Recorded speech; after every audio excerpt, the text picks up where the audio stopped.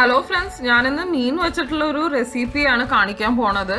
ഈ ഡിഷിന്റെ പേര് മീൻ പുട്ട്. ഇത് ഞാൻ ആക്ച്വലി ചെന്നൈയിൽ എൻ്റെ ഒരു ഫ്രണ്ടിന്റെ വീട്ടിലാണ് ആദ്യമായിട്ട് കഴിച്ചിരിക്കുന്നത്. അപ്പോൾ ചെന്നൈയിലൊക്കെ ഇതിന്റെ പേര് സൊറ പുട്ട് എന്നാണ്. അതാ സൊറ എന്ന് പറയുമ്പോൾ നമ്മൾ ഷാർക്ക് ഫിഷ് ഇല്ലേ, സ്രാവ്, അത് വെച്ചിട്ടാണ് ഇത് ആക്ച്വലി ഉണ്ടാക്കുക. അപ്പൊ നമുക്ക് ഷാർക്ക് ഫിഷ് ഒന്നും ഇവിടെ കിട്ടാത്തതുകൊണ്ട് ഞാൻ ഇതിവിടെ കിങ് ഫിഷ് ഉപയോഗിച്ചാണ് ഈ റെസിപ്പി ഉണ്ടാക്കുന്നത്. വീഡിയോയിലേക്ക് കടക്കുന്നതിന് മുമ്പ് എന്റെ റെസിപ്പീസ് ഇഷ്ടമാവുകയാണെങ്കിൽ please like, share and subscribe. Also അതിന്റെ അടുത്തുള്ള ബെൽ ഐക്കോൺ പ്രസ് ചെയ്ത് കഴിഞ്ഞാൽ നിങ്ങൾക്ക് പുതിയ നോട്ടിഫിക്കേഷൻസ് വരും. അപ്പൊ നമുക്ക് ഈ റെസിപ്പി എങ്ങനെ ഉണ്ടാക്കണേന്ന് നോക്കിയിട്ട് വരാം. ഞാനിവിടെ 2 നല്ല വലിയ പീസ് കിങ് ഫിഷ് എടുത്തിട്ടുണ്ട്. ഈ റെസിപ്പിക്ക് നല്ല മാംസമുള്ള ഏത് ഫിഷ് വേണമെങ്കിലും എടുക്കാം. ഞാൻ മീൻ നല്ലോണം മഞ്ഞപ്പൊടിയും വിനീഗറൊക്കെ ഇട്ട് കഴുകിയാണ് വെച്ചേക്കണത്. ഇതിന് മുള്ളധികം പാടില്ല. ഈ ചെറിയ ചെറിയ മുള്ളുള്ള മീനൊന്നും എടുക്കാൻ പാടില്ല. അപ്പൊ ഇതിന് നടുവിൽ ഒരേ ഒരു മുള്ളു മാത്രമേ ഉള്ളൂ. അങ്ങനത്തെ ഏത് ഫിഷ് വേണമെങ്കിലും നമുക്ക് എടുക്കാം. നമുക്ക് ഈ മീൻ ഒന്ന് സ്റ്റീം ചെയ്തെടുക്കണം. ഞാനിവിടെ റൈസ് കുക്കറിന്റെ സ്റ്റീമറാണ് ഉപയോഗിക്കുന്നത്. നിങ്ങൾക്ക് ഇഡ്ഡലി തട്ടോ അല്ലെങ്കിലോ വേറെ ഏത് സ്റ്റീമറോ വേണമെങ്കിലും ഉപയോഗിക്കാം. നമുക്കൊരു 10 മുതൽ 15 മിനിറ്റ് വരെ ഈ മീൻ ഒന്ന് സ്റ്റീം ചെയ്തെടുക്കാം. എൻ്റെ മീൻ കഷ്ണങ്ങൾ കുറച്ച് നല്ലോണം തിക്കായിട്ടുള്ള കഷ്ണങ്ങളാണ്. അപ്പൊ ടൈം അതിനനുസരിച്ച് നിങ്ങൾക്ക് കൂട്ടുകയോ കുറയ്ക്കുകയോ ചെയ്യാം. ഇപ്പൊ ഞാൻ മീൻ ഒരു 15 മിനിറ്റ് സ്റ്റീം ചെയ്തെടുത്തിട്ടുണ്ട്. മീൻ നല്ലോണം കുക്കായിട്ടുണ്ട്. ഇനി നമുക്ക് ഇതിന്റെ മുള്ളും ഇതിന്റെ തൊലിയൊക്കെ ഒന്ന് കളഞ്ഞിട്ട് ഇത് ചെറിയ ചെറിയ പീസസ് ആക്കാം നമുക്ക്. ഇപ്പൊ മീനിന്റെ എല്ലാ മുള്ളും കളഞ്ഞു, അതിന്റെ തൊലിയും ഒക്കെ കളഞ്ഞിട്ടുണ്ട്.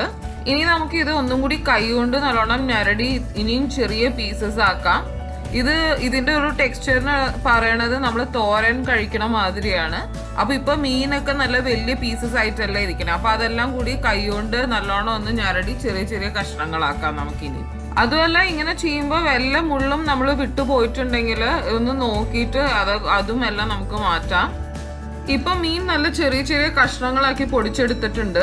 ഇനി ഒരു പാനിൽ ഒരു 2 ടേബിൾ സ്പൂൺ എണ്ണ ചൂടാക്കിയതിനു ശേഷം നമുക്ക് കുറച്ച് പെരുംജീരകം ചേർത്ത് കൊടുക്കാം. അതോടൊപ്പം ചെറുതായി അരിഞ്ഞ വെളുത്തുള്ളി, പച്ചമുളക്, കുറച്ച് കറിവേപ്പിലയും പിന്നെ ഒരു സവാളയും. നമുക്കിതെല്ലാം നല്ലോണം ഒന്ന് വഴട്ടാം. ഇപ്പൊ ഒരു 5 മിനിറ്റ് ആയി. സവാളയൊക്കെ നല്ലോണം വഴന്നിട്ടുണ്ട്. അടുത്തത് നമ്മൾ ഇതിലേക്ക് പൊടിച്ചു വെച്ചിരിക്കുന്ന മീനാണ് ചേർക്കണത്.